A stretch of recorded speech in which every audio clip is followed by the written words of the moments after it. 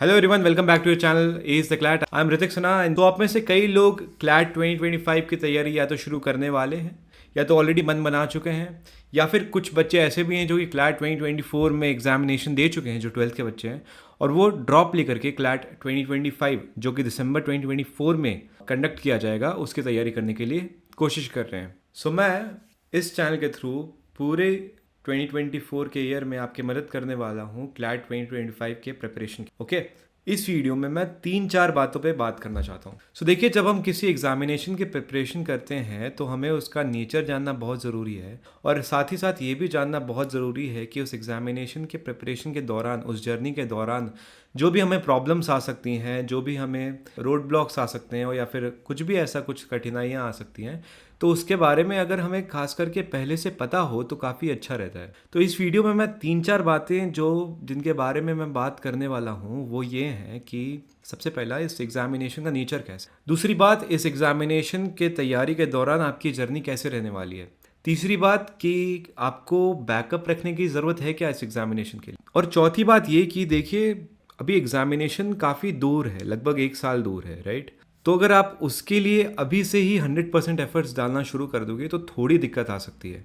दिक्कत ये आ सकती है कि जब आपका एग्जामिनेशन काफ़ी नज़दीक आ जाएगा तो आपको हो सकता है कि मोटिवेशन की कमी थोड़ी हो जाए, या फिर मतलब पढ़ाई करने का मन ना लगे, ये सब प्रॉब्लम आ सकती है। उसके बारे में मैं बात करूंगा अभी एग्जैक्टली आपको किस तरह की प्रिपरेशन रखनी चाहिए इस एग्जामिनेशन के लिए, डिटेल में बात करेंगे थोड़ा सा। ओके, और इसके अलावा मैंने गूगल क्लासरूम भी लॉन्च कर दिया एज द क्लैट का।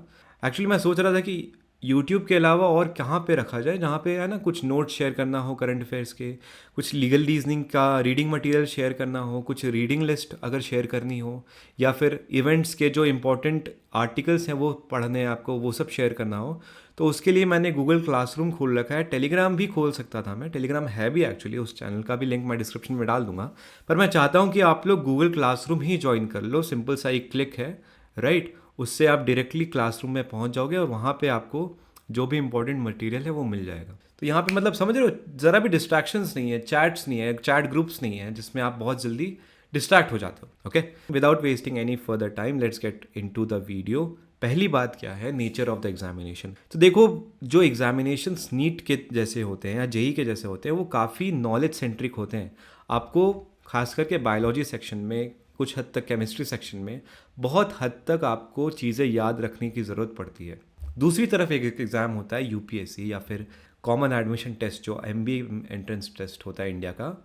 उसमें क्या होता है, इनफैक्ट एलसैट भी उस तरह के एग्जामिनेशंस में जो आपका you need to be able to apply your mind very effectively. Okay, उसमें सिर्फ और सिर्फ नॉलेज से काम नहीं चलता, आपको क्रिटिकली सोचना पड़ता। और कंसोर्शियम ने जब ये पैटर्न चेंज किया ना क्लैट 2020 में, इन दोनों का बैलेंस लेके आए हैं वो।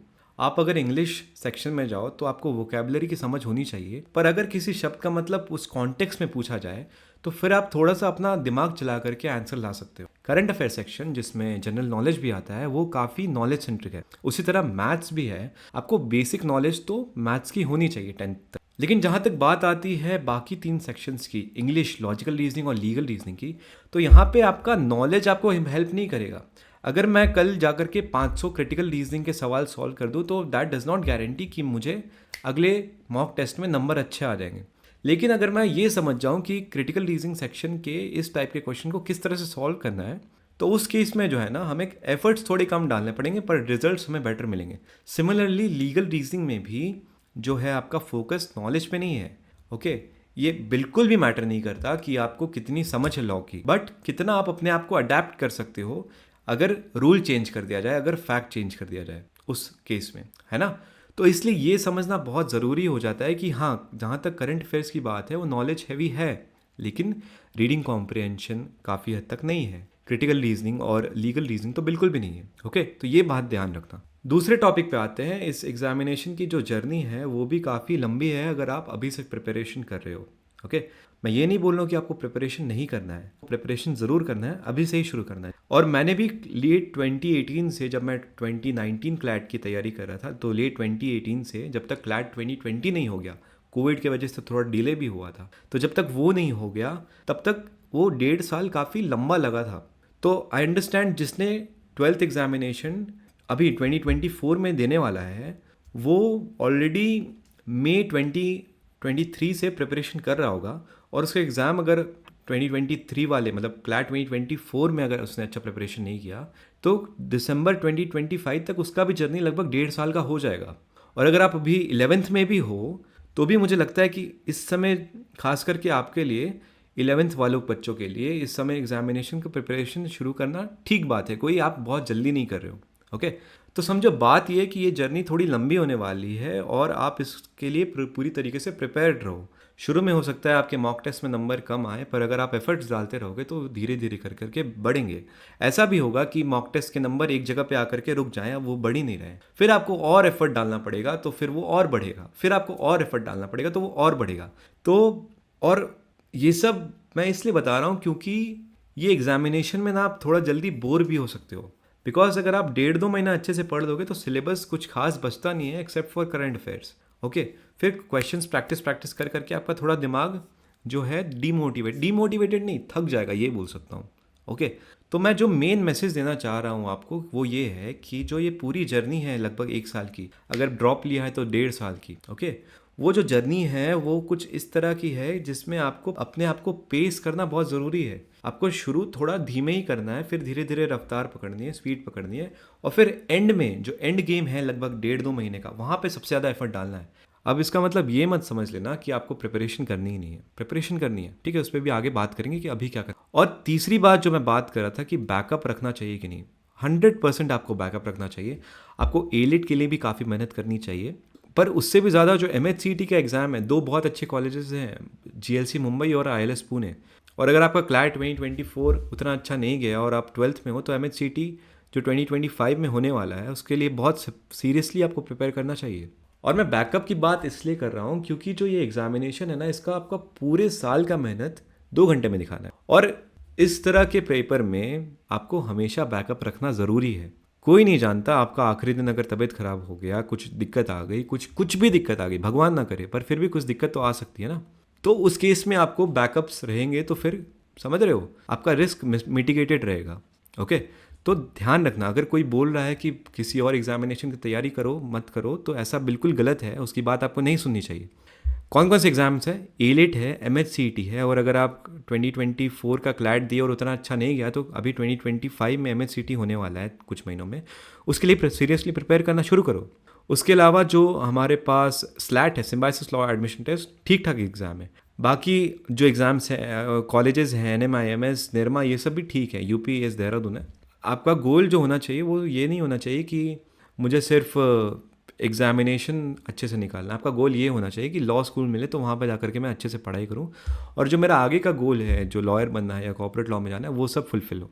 ओके, तो हाँ, तो ठीक है, तो ये भी तीसरी बात थी बैकअप रखने के बारे में। पॉइंट 4 क्या है? तो हाँ, 2-3 चीज़ें जो आपको प्रिपरेशन करना चाहिए। मैंने जैसे बोला कि अगर आप आज से ही पूरा तरीके से प्रिपेयर करना शुरू कर दोगे तो थोड़ा दिक्कत हो सकता है। तो उस केस में यार इम्पॉर्टेंट ये है, जो पूरे क्लैट का जो सार है ना, समरी है, वो ये है कि आपको इंग्लिश आनी चाहिए। इंग्लिश आनी चाहिए, बोलनी नहीं, इंग्लिश पढ़ने आना चाहिए, उसको कॉम्प्रिहेंड करना आना चाहिए। और मैथ्स को अगर अभी थोड़ी देर के लिए साइड कर दें तो करंट अफेयर्स में जो इतना बड़ा इन्फॉर्मेशन है उसको आपको दिमाग में रखना है एग्जामिनेशन के समय, ये 2 चीज़ें इंपॉर्टेंट हैं। तो कुछ हफ्तों के लिए, अनलेस अब 2-3 महीना बचा तो अलग बात है, लेकिन अगर कम से कम 6 महीने बचा हुआ है तो 2-4 हफ्तों के लिए आपको सिर्फ और सिर्फ न्यूज़पेपर्स रोज़ पढ़ो और करंट अफेयर्स पे ध्यान दो अच्छे से। और अगर आप ये वीडियो जनवरी-फरवरी में देख रहे हो तो 12th के बोर्ड एग्जामिनेशंस भी इंपॉर्टेंट है, उस पर भी ध्यान देना ज़रूरी है, सिर्फ क्लैट नहीं करना। ओके, तो इस पॉइंट का समरी ये है कि अभी आपको न्यूज़पेपर पढ़ना ज़रूरी है, खास करके वो 2 जो एडिटोरियल्स के पेज होते हैं, बाकी भी पढ़ो, बट वो 2 जो एडिटोरियल्स के पेज होते हैं वो इंपॉर्टेंट हो जाते हैं। And get a feel for this examination before you go all out. ये भी एक पूरी वीडियो को समराइज़ करना, तो ये एक मेरा मेन गोल था कि मैं ये आपको बता सकूं। और अगर आप ये वीडियो अब तक देख रहे हो तो I appreciate that a lot. तो डिस्क्रिप्शन बॉक्स में गूगल क्लासरूम का लिंक दिया हुआ है, वो आप जाके ज्वाइन कर लो। तो यही था इस वीडियो का पूरा मकसद कि मैं आपको बता सकूं कि इस एग्जामिनेशन का नेचर कैसा है, आपको बैकअप रखना चाहिए कि नहीं, इस जर्नी में आपको किस तरह से आपको पेस करना है, क्या क्या चीज़ों का ध्यान इस वक्त रखना है। गूगल क्लासरूम जो मैंने लॉन्च किया है उसके बारे में बताया। सो आई होप आपको ये वीडियो पसंद आई हो। अगर पसंद आई है तो वीडियो को लाइक करना, और कमेंट बॉक्स में आप मुझे ये बता सकते हो कि अगले वीडियो में मैं क्या लेकर आऊँ। ओके, और साथ ही साथ अगर आप क्लैट 2025 की प्रिपरेशन कर रहे हो तो इस चैनल को सब्सक्राइब करना भी कॉमन सेंस है, राइट। बाय।